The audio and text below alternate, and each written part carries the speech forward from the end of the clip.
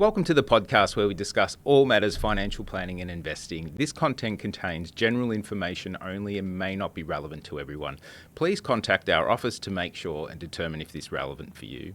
Hi and welcome to the podcast. I'm David Lochner, and today we're talking around really 3 steps to audit everything that's going on financially and also in your life. Coming to the end of the financial year, I always find it a lot of people reassess their goals and where they're going financially at the end of the calendar year. But when it comes to financial year, obviously you're doing your tax returns and hopefully you get some money back. But also I find it's a really good time to audit what's going on for you financially through sort of your progress in if you're a business owner or your health or lifestyle goals and so forth. And really getting to that position, we're about a month away before the end of the financial year, and I'm already reviewing my situation in all those areas. And I find it's a good reminder that really it's something we should be doing more regularly, whether that's quarterly, whether it's every 6 months.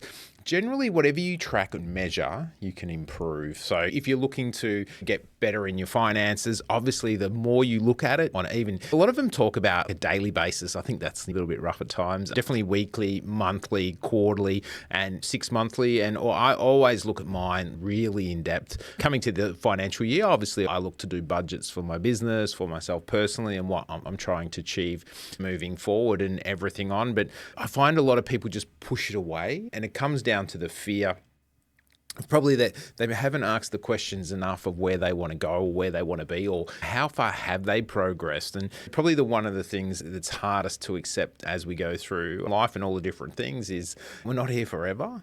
And we really want to be making the most of it while we're here and looking where we're going and what we're doing and all those things, and make some changes if you need to. It's not that scary. So one of the things that will get you a better outcome is just changing your habits. And when it comes to finances, a lot of the time results come down to your habits, whether they're good, whether they're bad, whether they're indifferent, but getting into that position. But habits won't be created unless you know where you're going. And if you audit where you are financially today or in your health or in your physical, what you're trying to achieve there or your family and holidays and all those sorts of things, there's many different ways and layers you can look at it. But I always look to review the result. I look at where we are now financially from a business perspective and also what I'm trying to create going forward. And also personally between all my investments and so forth and how we're going financially and what we're trying to do.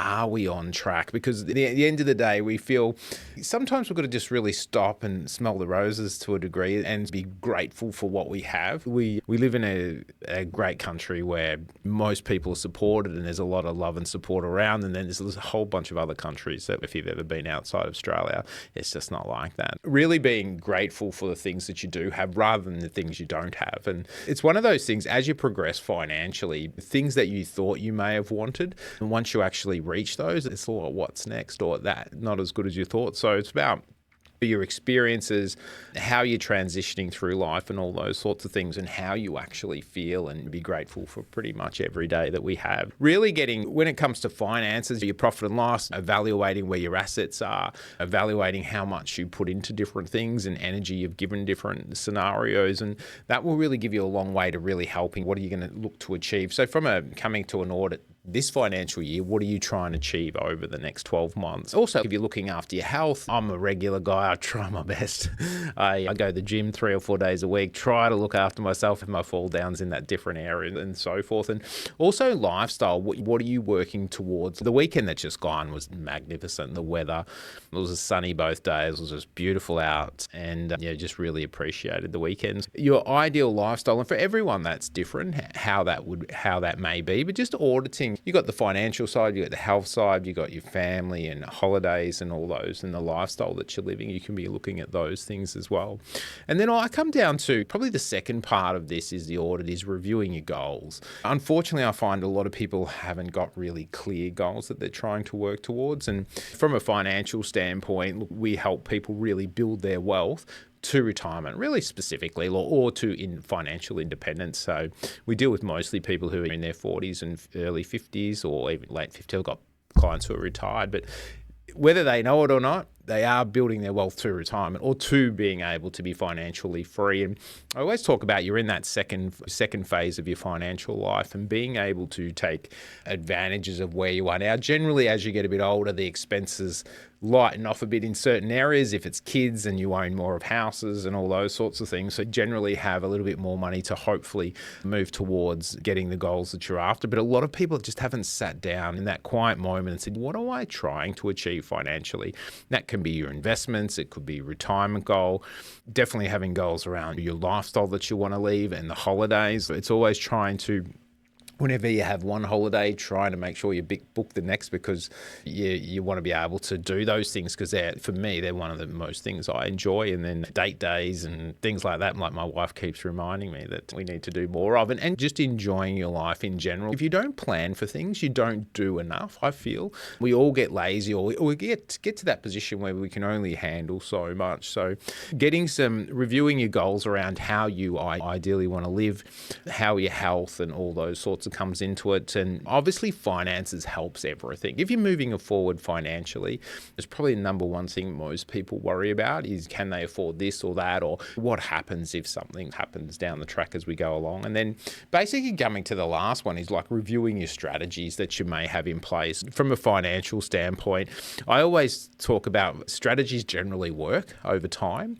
but humans don't. So we can get distracted. We can stop doing the things we're meant to do, especially when things get hard or tough from a financial standpoint, and it's not inbuilt in our habits. And I find that generally if you've got a habit and you automate whatever that habit may be, most people are pretty good at sticking to that. So really reviewing the strategies, like what's working. Obviously the easiest thing to do, but what isn't working and what may need some change. From a financial standpoint, there's plenty of things that over time will work, but there's things that don't work. And like I've seen so many cases over the years of what works and what doesn't work. And it's very difficult for a lot of people to understand what are the challenges, what are the opportunities, and what are the risks with anything they're doing. So really working on, are you implementing the right strategies for your situation, would be really crucial. And I always talk about the implementation of the steps, even just from simply looking after your cash flow. We get a lot of inquiries, and I speak to a lot of people, and one of my questions initially is, what does it cost you to live? And unfortunately, a lot of people can't tell me. Most people know roughly, but generally it's more than what they think. And really getting an understanding of, what have you actually done? What do you need to improve on in the strategy aspect? And then generally it comes down to the lack of changing your habits, to the implementation of those, and relying on memory and all those sorts of things, is which we don't really want to do. For me, coming into the end of the financial year and just really auditing what's going on those areas, I think it's a really interesting time of year. It's definitely getting a bit colder as we go through, and looking at your results and not being really judgmental on yourself. It's just like where you are right now, and really just going through the layers where you are, revisiting your goals, revisiting your strategies, and where you want to be. I think most people can really improve most aspects of their life. Like most of us know what to do, whether it comes to money, whether it's health, lifestyle, whatever it may be. Generally, you're falling down in one of those areas. Or for me today, I always just talk about, you've got another month or so, like this recording's in May, so there's still, at the end of May, we've still got a bit to go in June. It's once you actually get there, just make a commitment to yourself to actually sit down and figure out where you are. That'll be a great start for a lot of people. What are your goals? And if you don't have some, create some goals. And then what are the implementation steps that you need to help yourself achieve those goals? And what I find that makes me feel a lot better about things is just progress.